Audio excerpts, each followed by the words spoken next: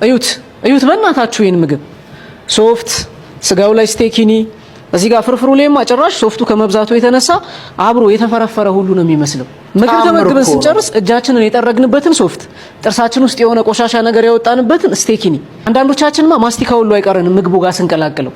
ይሄ የተረፈ ምግብ አላስፈላጊነቱ ለኛ እንጂ ለሌሎች ሰዎች በልተውት ጠግበውበት ፈጣሪያቸውን አመስግነውበት የዕለት ጉርሳቸውን ሸፍኖላቸው የሚውሉበት ለህይወታቸው በጣም አስፈላጊ የሆነ ምግብ ነው። ምናልባት እነዚህ ሰዎች ከነሶፍቱም ከነቆሻሻ ስቴኪኒውም ስንሰጣቸው ሊበሉት ይችላሉ። ነገር ግን ሳይጸየፉት ቀርተው እንዳይመስላችሁ። አንዳንዴ በህይወታችን ከሁለት መጥፎ የተሻለ መጥፎ መምረጥ ያለብን ጊዜ ይኖር የለ።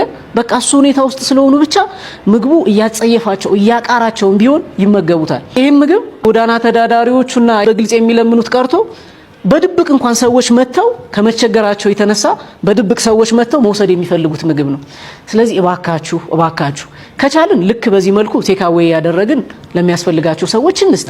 ካልቻልን ግን የቆሸሸ ሶፍት የቆሸሸ ስቲኪኒ አንጨምር እባካችሁ። ይሄ በጣም ትክክለኛ ነገር ነው። የእውነት ሁላችሁም ሼር እያደረጋችሁ አድርሱልኝ። በጣም ብዙ ጊዜ ሬስቶራንት ውስጥ የምታዘበው ነገር ስለሆነ እኔ ራሴ ታዘበዋለሁ አይደለም። እንዴት ነው አንድ ሰው እጁን ተጠራርጎ እንደዚህ ጥርሱን በስቴኪኒ ምናምን እንደዚህ ተጠቅሞ ምግቡ ላይ የሚጨምረው?